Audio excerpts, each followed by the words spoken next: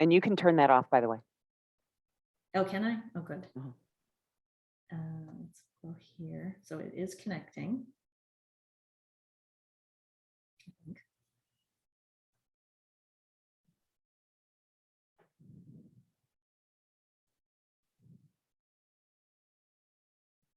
Okay, why are you not going live? Please grant necessary. Okay, well, we've been doing this for the last. Okay, hold on.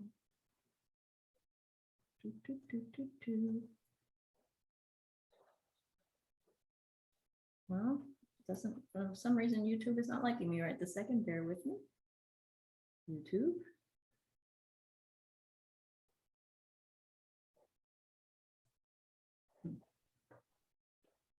Okay, well, maybe we're going to go live on Facebook. YouTube is asking for some permissions, but it has not asked for, like, ever. Of course. Why wouldn't it? See, another one of those reasons.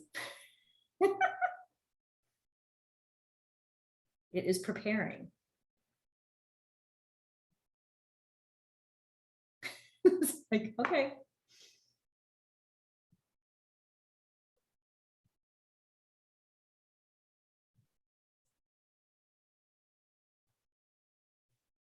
All righty, we are live on Facebook. Woohoo! Hello, everyone. Welcome to Wednesday. It is Wednesday. So this is obviously Wonder Series Wednesday. Let me ask you this question. Have you ever wondered what your life would be like if you looked at it from another perspective? What could you learn by opening your mind to other ideas and other concepts?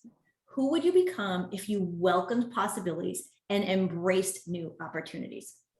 Hi, everyone. I'm Denise Stiegel. I'm the CEO and curator at livinghealthylist.com and your host of the Wonder Series, where we offer you the opportunity to think outside the box and wonder how you can create the life that you have always desired, a life on purpose by design, rather than by default in circumstance, these things that we always seem to fall into. The Wonder Series is sponsored by Living Healthy List. So on our weekly interviews, we feature world-class experts in various areas in health, wellness, personal development, and bringing a little bit more fun into life, each who inspire you with their insight and their wisdom. Here you can receive tips and proven strategies that you can use right away. Our goal here is to excite, engage, educate, and empower you to become the person you've always wanted to be, so you can live that healthy, happy, purpose-filled life that you desire. A new episode of the Wonder Series is released every Wednesday at 12 p.m. Central Standard Time, and you can find us on Spotify, YouTube, Facebook, Google Podcasts, and wherever you find your podcasts. And if you like what you hear, please subscribe and give the Wonder Series a 5-star rating. We'd really appreciate that. And hey, while you're at it, why don't you tell your friends too? So I'd like to welcome you again to the Wonder Series, where we want you to start wondering and start living. So at the Wonder Series, we've been talking about resilience all year long. And today it is May. So in May, we're talking resilience when it comes to nutrition. And our guest today is going to give you some really great tools and information on how to do just that. So my guest is Elizabeth Sherman. Elizabeth is a life and weight loss coach who works with mostly women to lose weight and feel better through managing easy to do sustainable habits, diet, exercise, sleep, and stress management specifically, using certain cues, including cravings, hunger, energy, stress, mood, and sleep. She helps folks design the right health program for their body and their lifestyle, and addresses the obstacles and barriers we encounter when trying to be consistent with our desired habits, that resilient nutrition that we're talking about. We can achieve optimal health, which leads to better energy, focus, productivity, relationships, and happiness in our life. Welcome, Elizabeth. Welcome back. Yeah, thanks for having me. I'm so excited to talk about this topic today. Oh, absolutely. It's always fun to chat with you and listen to your podcast. And we'll talk about Elizabeth's podcast a little later. it's funny because when I listen to your podcast, I kind of feel like I'm talking to you anyway. And you and I haven't seen each other for about a year now. It's been a while. Yeah. So when you hear this topic that we're talking about, resilient nutrition, based on your experience, your working with clients, what's the first thing that comes to mind? Yeah. So I was thinking about this as you were talking, and I just read a new book that I have no affiliation with, but I want to plug. It's called The Gap and the Gain. Okay. And this book actually has everything to do with what you just talked about, because I think that when we set off on a goal, it's just random that I had that book here. And when we set off on a goal, we have this idea of what the goal is going to look like on the end. So when we decide that we want to eat better, or we want to lose weight, or we want to stop overeating, or we want to stop eating for emotional reasons, we have this idea in our heads of what success looks like. And as we're going through the goal, we're constantly comparing ourselves to this ideal. We're constantly comparing ourselves to whatever the result is that we're looking for. And sometimes, like when we're talking about weight loss, or if we're talking about switching topics a little bit, like running a marathon or something like that, we have a concrete stake of when we know that we've reached the goal, right? I want to weigh 135 pounds. I want to lose 15 pounds. I want to do this thing. And so we know when we've accomplished it. The problem is that when we're talking about, I want to stop overeating, or I want to stop like eating emotionally, or I want to eat better, those goals are a little bit more fuzzy. Yeah. Right. And I've been talking about this concept a lot with my clients recently, because if you had talked to me like 10 years ago when I started on this journey, I would have said, I would love to be able to eat perfectly. And if you had told me then, or if I had to describe what eating perfectly looked like, it would probably be pretty close to how I eat today. Okay. However, I do not think that I eat perfectly.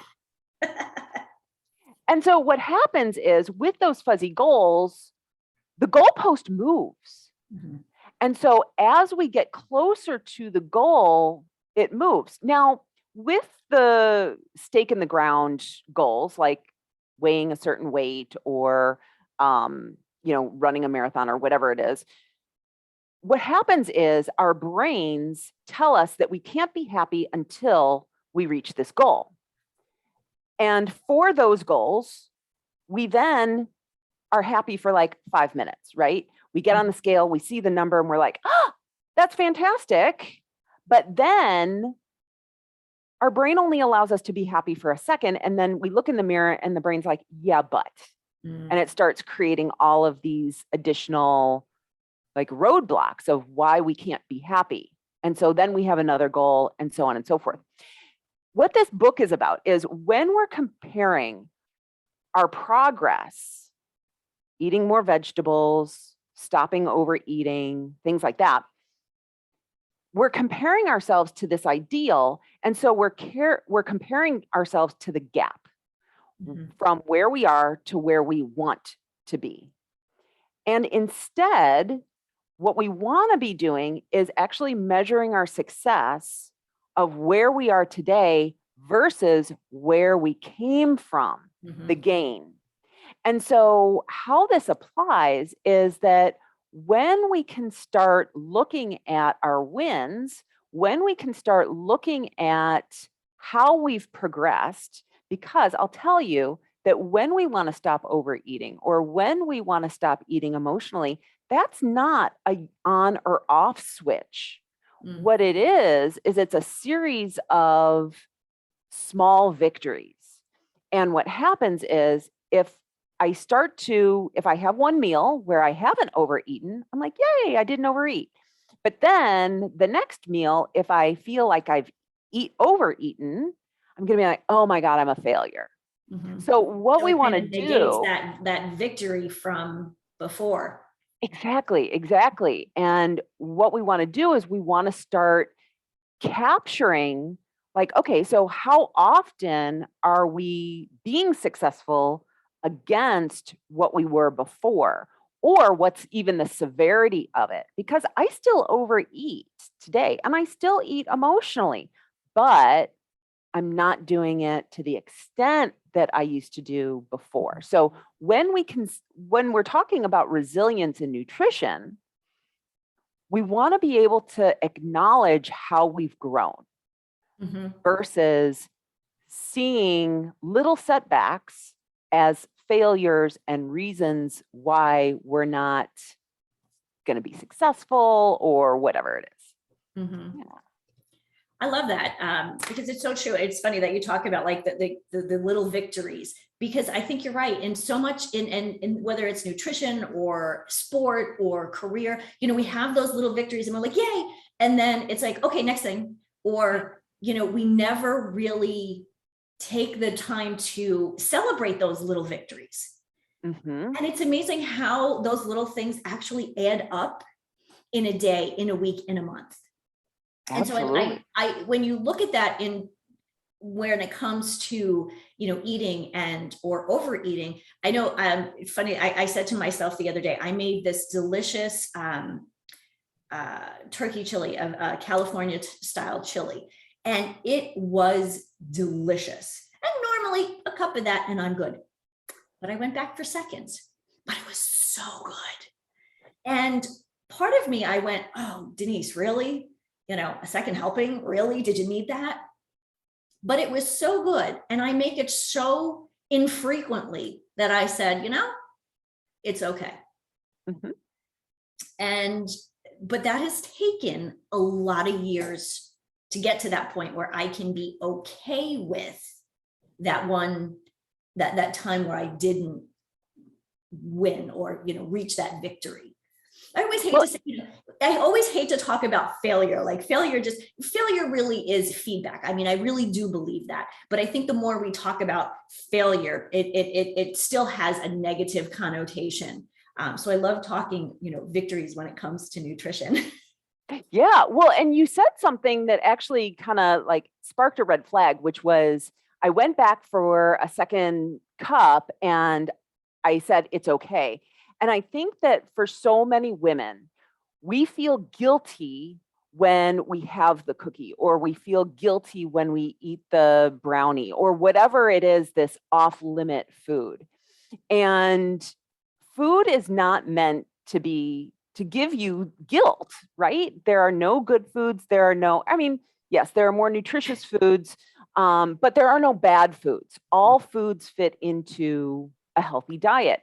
And so for people who are watching right now who do feel food guilt, I love what you did, because one of the ways to get around guilt, whether it's mom guilt or whether it's food guilt or whether it's guilt for going out for exercising and thinking that you should be doing something else, the way to combat that is give yourself permission. And once I realized that, I was like, oh, if I'm not going to judge someone else for this, then I can give myself permission to do it too. I think it takes a long time for us to understand that we actually have the power to do that, to give ourselves permission. I mean, I don't know about you, but I'm not looking to my mom for permission anymore. That stopped when I graduated from college. Exactly. Yeah. But yet we still have that. I don't know if it's a fear or if it's just something that's kind of just ingrained in us from the time we're children, that we're always looking for approval from other people. Yeah, well, I think that it's actually part of our socialization as women, that we're constantly looking for other people to have authority, to give us the authority of our own bodies. So like, when I work with my clients, they're always asking me like, what can I eat? And, how should I exercise? And I'm not the authority of your body. I mean, I know the science stuff behind it, but we really need to check in with each of ourselves. And this is one of the things that I do with my clients is I help each client figure out what foods your body does well with, what foods your body doesn't do well with. And so I can't tell you that you should not be eating sugar or flour, or that you should limit it to X number of servings per day or week. Only you get to decide that. And we do that through getting biofeedback. And when we can become the authority of our own selves, our own bodies, then we can give ourselves permission to do whatever it is, because we know that that's ultimately self-care. Mm-hmm. Absolutely. And one of the things that I think of very often is, and you made me think of this, is intuition. Our body intuition and how we can, right? So like when your clients say, Elizabeth, what should I eat? How should I do this? It's tapping back into intuition that either we haven't listened to or have never paid attention to throughout life. Our bodies are pretty smart. They know, and I appreciate the fact that you know the science. We're into the science of why things happen in the body with nutrition specifically. I think that's really important. But I think when it comes to that intuition piece, that's a struggle for many of us. Yeah, well, because we've never been taught. Like, I remember being at a party once and complaining with another girlfriend of mine, like, oh, I just, can't stop eating these cookies, or I forget what I was complaining about. And there was another friend there in the kitchen, and she was like, well, I just listened to my body. And she walked out, and I was like, what? Right? What does that even mean? And it wasn't until I started doing more work on myself that I realized that our body sends us very subtle cues. And it's just understanding those cues and starting to pay attention to them, and then being able to connect the dots. So, like, a really good example of that is I'm in menopause, and about 2 years ago, I started getting hot flashes where I'd never gotten hot flashes before. Years before, I had night sweats, and I was able to manage my night sweats by controlling the amount of starch that I had in my last meal of the day. But this was something a little bit new. And so I knew my body was changing. And what I did was I decided, in doing some research, I took away, going back to sugar and flour again, I took sugar and flour away from my diet for the period of a month. And there's evidence to suggest that I could have some, but maybe I was having too much in my diet. And so cut it out for a month and then started adding it back in, and started to notice that I can have like 2 servings per week without getting those hot flashes. And so this is just a way of listening to our body. Now, I probably wouldn't have been able to make that connection without the science, Sure. But one of the ways that we can do it is through doing like food journaling, not from a place of like MyFitnessPal or anything like that, but just starting to notice, when I drink wine, I get hot flashes, or I drink wine and I have disturbed sleep. And so Don't starting pick on to my wine. Don't pick on my wine. I'm not. Or being able to notice, oh, I can have 1 glass and not suffer any consequences, but that second glass and that third glass really, get in my way. Yeah. So those are just ways of understanding how the body communicates with us. Mm-hmm. Yeah. And it does take time to get that. I think we have to kind of get to a point where we're either suffering from something or we're really struggling with something before all of a sudden we go, oh, wait a minute, connection. And I agree with you when it comes to food logging. I always tell my clients, like, I want them to write down what they're eating and when, how do they feel? I'm not a big, count your calorie person, though obviously when it comes to weight loss, you have to burn off more calories than you eat. But I think for health and wellness, if we're eating intuitively and we're eating healthy foods and a balance of them, then the calories aren't as, we don't have to focus on that as much, because we're focusing more on those, whole foods, which I always say real food. And I think, because I've experienced, similar, we're similar in age. And there are times when I kind of go, oh, of course, we had dinner out the other night, why do I not feel right the next day? Well, one, because I don't really know how they prepared the meal. What else did they put in, whatever I had. I'm going to pick on the Italian restaurant because we go there a lot.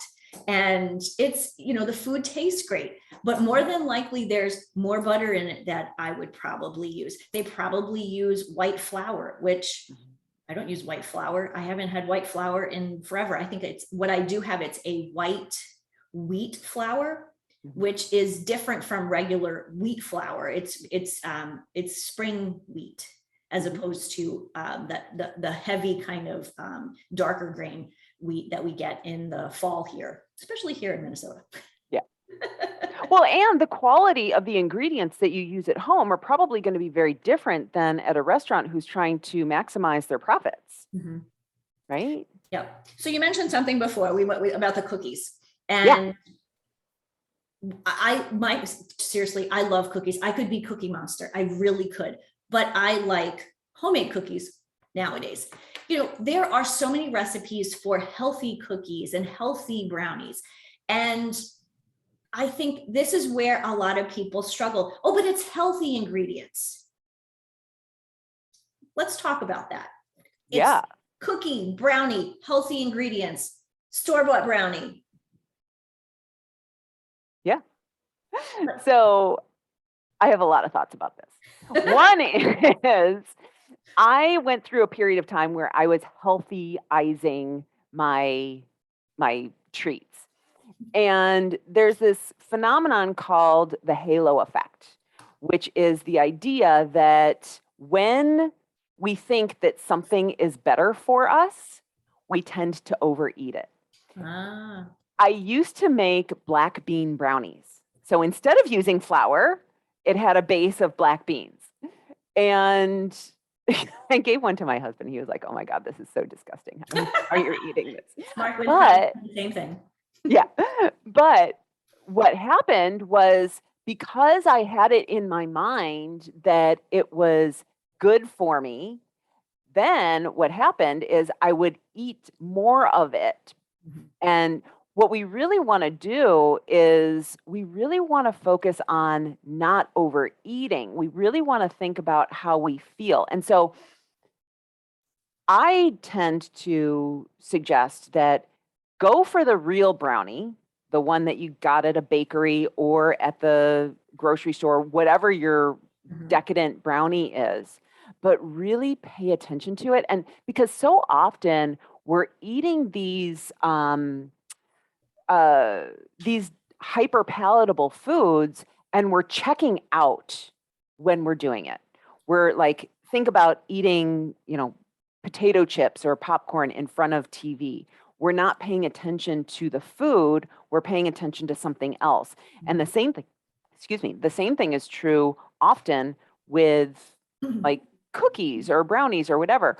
We're not paying attention to like how every bite tastes and really savoring it. And what we're doing is we're just eating it. And what we really want to do is we want to pay attention to it, because when we start paying attention to it and we start paying attention to our body, then what's going to happen is the food will tell us how much we should be eating, instead of some, again, external authority telling us, well, half a brownie is a serving size, so that's all you get to eat. Who knows? Yep. And I go through periods where I weigh and measure everything. I do. And usually it's when there's a period of time, at 51, body's changing, things are not quite the way they used to be. When I feel I need to kind of regroup. And often that's when we've been away. And keep in mind, Mark and I do travel quite a bit. for his work and sometimes for mine, but sometimes we're away for a week. Sometimes we're away for 2 and 3 weeks.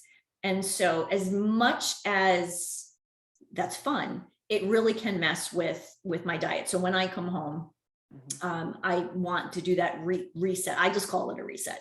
And that's when I really start to weigh and measure things. And it's amazing how in a week of being on vacation, even if it's not actual vacation, how much I forget about healthful eating. And, I realize how much I've overeaten while I'm away. And of course, people will say, oh, you're on vacation, it's okay. Thoughts around that?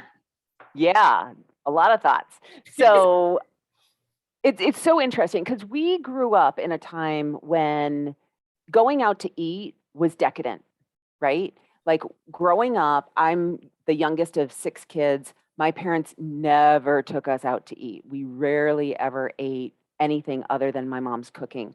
And right around the 80s, when women's liberation came out and more women were working and more families had more disposable income, we started to go out to eat more. Going out to eat became more mainstream. And when I graduated from college, same thing. Like, why would I want to cook at home when I can go out to eat, right? And that kind of got me into the problem that I had, which was, I have a weight loss journey. I was overweight and I was able to, through, habits, manage my weight. And today I don't actually have a scale. I don't use any scales. And I, going back to your question, when we're eating out all the time, it's now our new normal. And so we can't have the same mindset that we used to have when we were young professionals of this is a treat. When it becomes a daily thing, it's then your responsibility to eat like, I don't want to say like a normal person, but really, trying to take care of yourselves, knowing that, well, I can overeat this and it is lovely and it's delicious, but what do I need to have proper nutrition? How can I get my vegetables in? How can I make sure that I'm getting enough water in?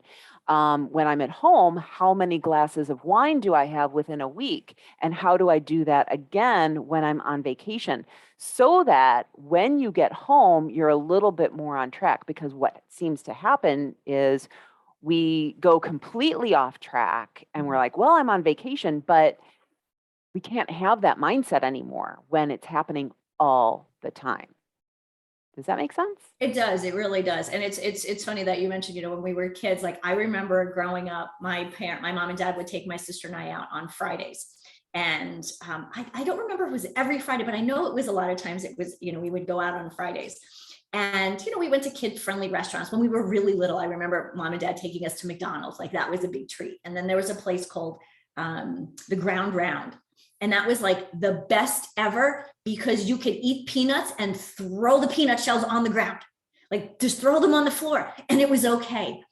But it was, it was something that we did once a week or maybe once a month. Probably Ground Round was like once a month kind of thing.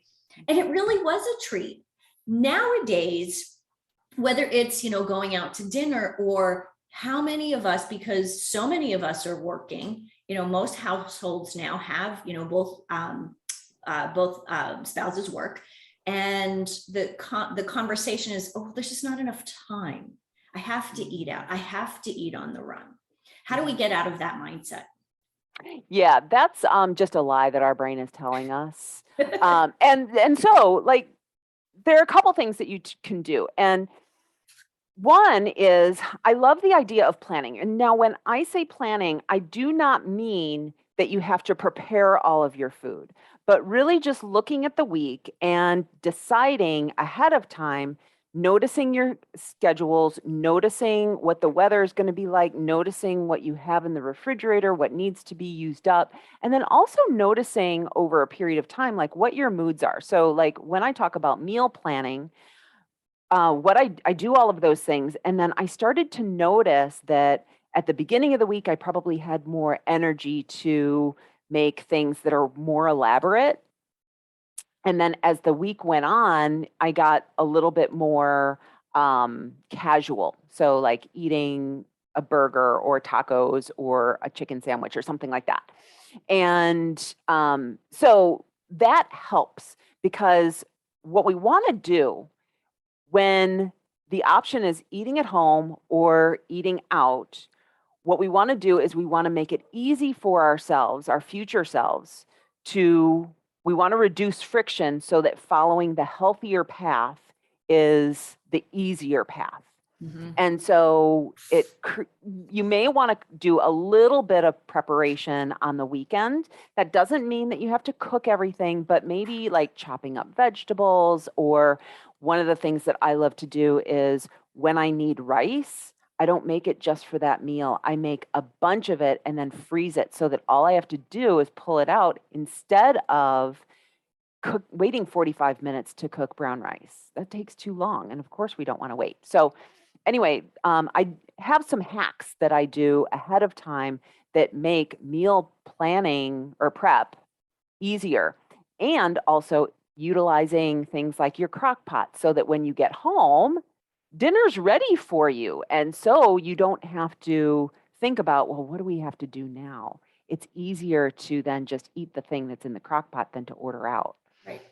So those are some strategies that we can do. But I love the idea of reducing friction for the future version of yourself so that you can make life easier for her, set her up for success.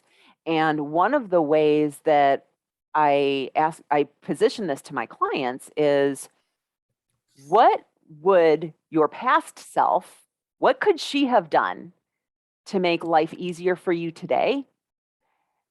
Do that for your future self. Oh, I love that. Yeah. That makes a lot of sense, because it's not just about right here and now. It really is looking into the future, because I think we're in our society, we want what we want and we want it now. I think there's even a song about that. And if we're looking, life, it's a long life. That the whoever said the lie is life is short. It's not. We have a long life, and there's a lot of living to do in that. And so if we're going to live a very long, healthful life, we need to kind of remember it's not just about today. So what we do today does affect tomorrow. And you said that beautifully, set it up for that future, your future self. Yeah, I am fiercely, what's the word? My words are escaping me right now. I have her back. Like, I am completely loyal to the future version of myself, because I do not want to experience that negative stuff. And it took me a long time to learn this. It took me a really long time to learn this. I was the queen of, oh, I don't want to put gas in my car tonight. I'll do it tomorrow morning. No, do it now, because you're going to hate yourself tomorrow morning. Yeah.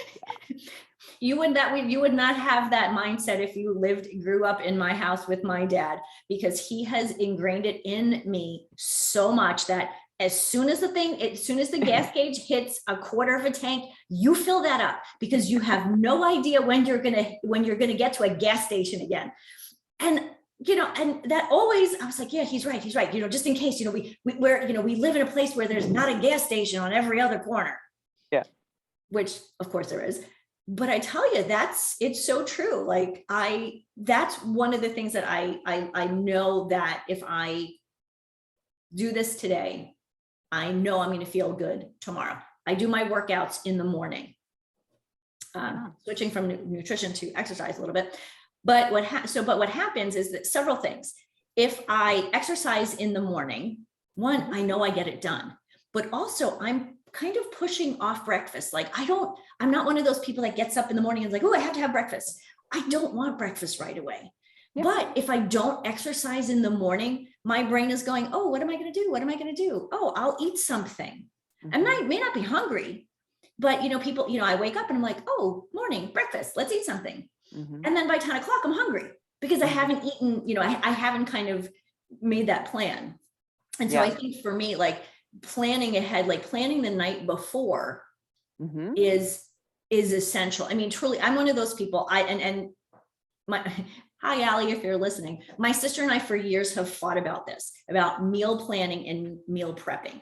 Planning and prepping for me is different too. Like my meal plan, I always know before I go to the supermarket on Saturday what I'm going to make for the week. Mm-hmm. So that's what I pick up. I don't buy other stuff that I'm not going to need. That one saves money on my grocery bill. And it also makes it a lot faster to go to the supermarket. Mm-hmm. And then like you, there are certain things that I'll plan ahead of time. I have a tip how to get that brown rice cooked faster. I do it in a rice cooker. I love my rice cooker. Mm-hmm. It's the best thing in the world. But for years, my sister would say, like, Denise, I don't have time to do this. I work all weekend. I don't want to spend 2 hours on a Sunday, prepping and, cooking. Sure. And I said to her, I said, I get that, but by taking a little bit of time to think about it and, be prepared for the next day, all of a sudden the next day is easier, as is the next day and the next day. And I would argue also that when our brain pipes up and says, I don't have time, that again, that's a lie. And that the time we invest today is going to save us later. Mm-hmm. So yeah, you may not think that you have time to do it on the weekends, but you certainly don't have time during the week. Or maybe you do. I don't know. You have to work within your schedule, but yeah. Kind of makes me think of like, when we're young, you're working towards, your career and, you're going to college and you're going to school or you're going to some kind of educational program, you're doing something and you're working hard, but you have to work hard, but put the time and the effort in early on. So yes. Then the rest of life kind of flows and the job opportunities. So it really is, it's very similar. Yes, absolutely. 100%. Yeah. Mm-hmm. Mm-hmm. So Elizabeth, tell our audience who are going, okay, I get it. I'm understanding where you guys are coming from. What's the first thing that people can do right now to become resilient in their nutrition, to eat healthier, and to really set themselves up for success? Yeah, so it's going to sound counterintuitive, but I always suggest that we start with awareness. When we set out on goals like New Year's resolutions, or even just like, I want to do this new thing, we kind of go into it gangbusters. And what I want to suggest is that we want to lean into better habits. And the only way that we can lean into better habits is through knowing where you are right now. Because I don't know how many clients have come to me and I tell them, okay, so for the first week, what we're going to do is we're going to just track how much water you're drinking, how many servings of vegetables you're eating, how much you're moving, whatever. And so they will come to me and they'll say, oh, I'm sure drinking enough water. I'm drinking, 8 glasses. And then when it comes down to tracking, they're like, oh, I'm really only having like 4. And so why this is important is because when we think that we're doing better than we actually are, what's going to happen is we're going to naturally try to do these stretch goals. So if we think that we're drinking, 6 glasses of water and we're really only drinking 3, we're going to say, I'm doing 6, I can do 8. But if you're going from 3 to 8, that's a huge jump. Likewise with vegetables. If we think that we're getting 3 servings of vegetables per day, but we're really only getting 2, and we set the goal of eating 4, that's double. Mm-hmm. And that's going to feel really uncomfortable. And so in order to become resilient, we need to ease into it.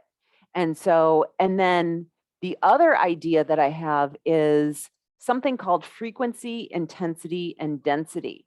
So when we want to improve, so start out with awareness around how much we're doing, mm-hmm. and then just incrementally add a little bit more. So when we're talking about vegetables, let's say that I'm eating 2 servings of vegetables a day.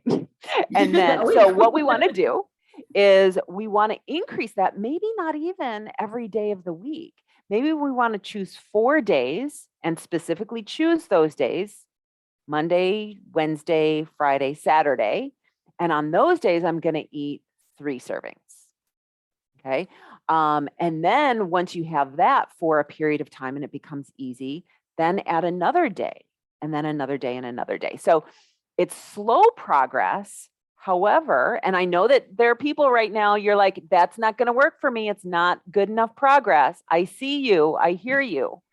And what I want to suggest is that, yeah, it is slow progress, but it's progress. It's way better than giving up after failing at trying to eat 4 a day and being like, well, this is too hard. I can't do this. And so you go back to the 2.